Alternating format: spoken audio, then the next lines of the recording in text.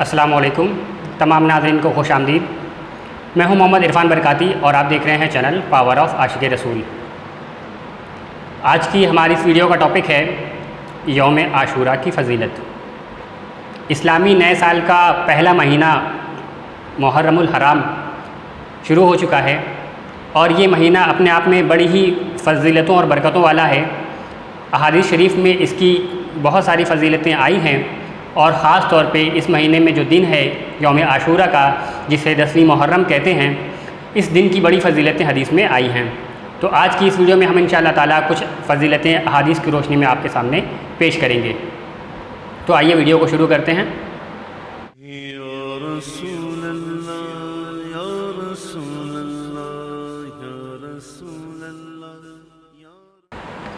امام بخاری اپنی صحیح بخاری میں حدیث نمبر 3397 پر حدیث لکھتے ہیں۔ حضرت ابن عباس رضی اللہ تعالیٰ عنہ سے روایت ہے، وہ فرماتے ہیں کہ نبی کریم صلی اللہ تعالیٰ علیہ وسلم جب مدینہ شریف تشریف لائے تو وہاں پر دیکھا کہ یہودی عاشورہ کے دن روزہ رکھتے تھے۔ ان میں سے ایک یہودی نے بتایا کہ یہ دن بڑی عظمتوں والا دن ہے، اس دن اللہ تعالیٰ نے حضرت موسیٰ علیہ السلام کو نجات عطا فرمائی تھی اور آل فرعون کو غرق کر دیا تھا۔ تو حضرت موسیٰ علیہ السلام نے اس کے شکر میں روزہ رکھا تھا، تو اسی کو فالو کرتے ہوئے یہودی بھی اس دن روزہ رکھتے ہیں۔ تو جب یہ بات نبی کریم صلی اللہ تعالیٰ علیہ وسلم نے سنی تو آپ نے فرمایا کہ میں ان سے زیادہ، یعنی کہ ان یہودیوں سے زیادہ موسیٰ علیہ السلام کا قریبی ہوں۔ اس کے بعد نبی کریم صلی اللہ تعالیٰ علیہ وسلم نے خود بھی عاشورے کا روزہ رکھا اور اپنے صحابہ کو بھی حکم دیا کہ وہ بھی عاشورے کا روزہ رکھیں۔ اس کا پیج آپ کے سامنے موجود ہے۔ تو یہ حدیث ہم نے آپ کے سامنے اس لیے پیش کی تاکہ آپ کو یہ پتہ چل جائے کہ عاشورہ کا روزہ جو اسلام میں شروع ہوا ہے وہ کہاں سے شروع ہوا۔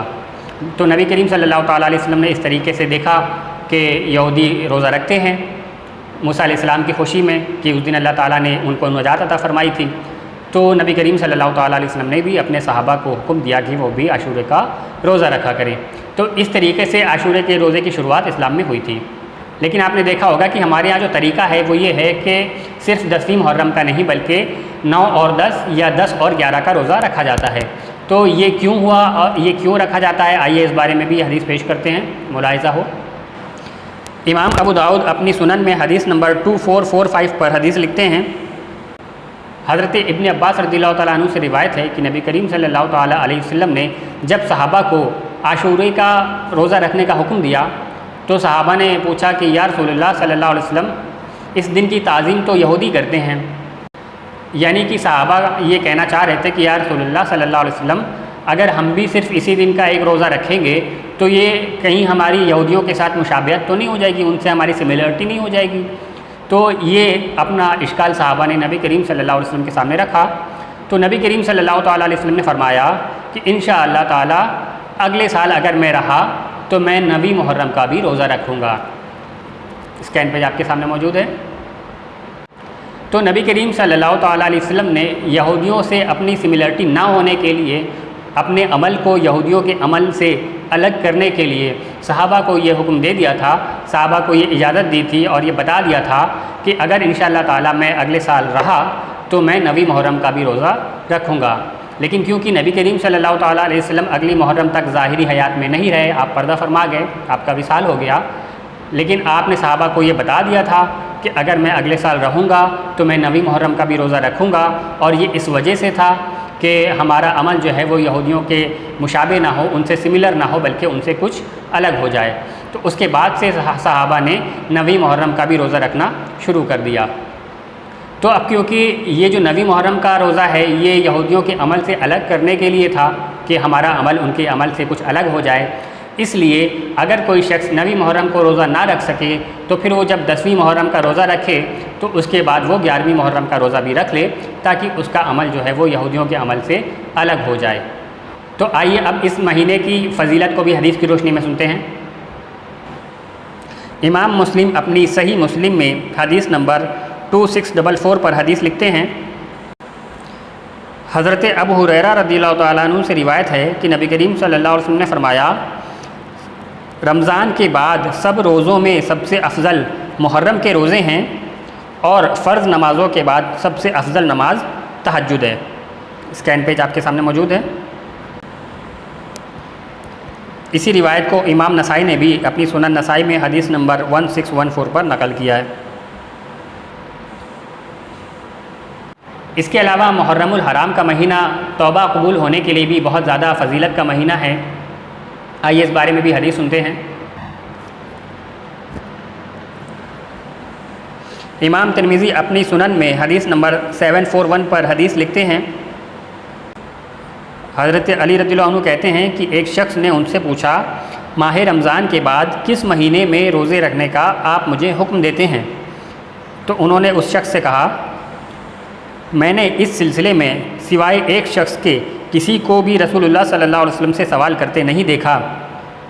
یعنی اس شخص نے بھی نبی کریم صلی اللہ تعالیٰ علیہ وسلم سے سوال کیا تو نبی کریم صلی اللہ علیہ وسلم نے فرمایا،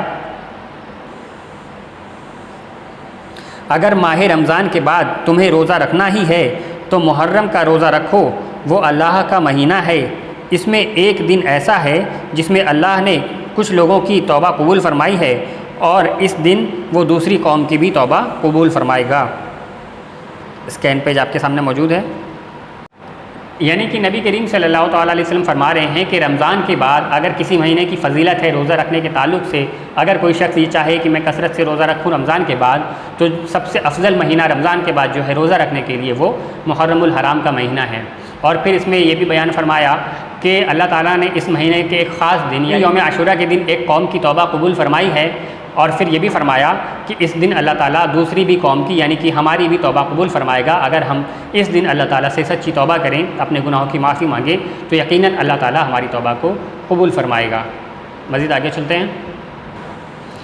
اسی روایت کو امام احمد بن حنبل اپنی مسند میں حدیث نمبر 1322 پر نقل کرتے ہیں۔ اسکین پیج آپ کے سامنے موجود ہے۔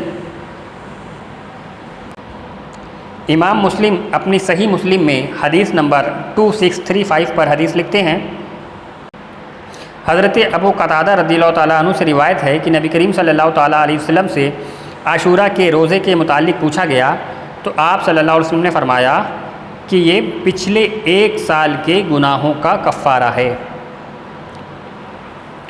سبحان اللہ۔ یعنی کہ نبی کریم صلی اللہ تعالیٰ علیہ وسلم نے اس عاشورے کے روزے کی یہ فضیلت بیان فرمائی ہے کہ یہ ایک سال پچھلے ایک سال کے گناہوں کا کفارہ ہے، یعنی یوم عاشورہ کا ایک روزہ آپ کے ایک سال کے گناہوں کا کفارہ ہوگا۔ مثلا آج یوم عاشورہ ہے، آپ نے آج ایک روزہ رکھا، پھر اگلے سال جب یوم عاشورہ آئے گا آپ نے پھر سے ایک روزہ رکھا، تو اس درمیان میں یہ جو ایک سال ہے، اس ایک سال میں آپ سے جتنے بھی صغیرہ گناہ ہوئے ہیں تو ان صغیرہ گناہوں کو اللہ تعالیٰ اس روزے کی برکت سے معاف فرما دے گا۔ لیکن جو کبیرہ گناہ ہیں ان کے لیے توبہ کرنا ضروری ہے، اور کبیرہ گناہ توبہ کے ذریعے ہی معاف ہوتے ہیں۔ اللہ تعالیٰ سے دعا ہے کہ ہمیں اس مہینے کی فضیلتوں کو سمجھنے کی توفیق عطا فرمائے، اور اس ماہ مبارک میں زیادہ سے زیادہ اللہ تعالیٰ ہمیں اپنی عبادت کرنے کی توفیق عطا فرمائے، ہمیں زیادہ سے زیادہ روزے رکھنے کی توفیق عطا فرمائے، اور خاص طور پہ ہمیں یوم عاشورہ کا روزہ رکھنے کی توفیق عطا فرمائے، اور اس کے ساتھ 9ویں محرم یا 11ویں محرم کا بھی روزہ رکھنے کی توفیق عطا فرمائے۔ ویڈیو پسند آئے تو اسے زیادہ سے زیادہ لائک کریں، چینل کو سبسکرائب کریں، اپنے دوست احباب کو شیئر کریں، ہو سکتا ہے آپ کے ذریعے کسی کی اصلاح ہو جائے۔ السلام علیکم ورحمۃ اللہ وبرکاتہ۔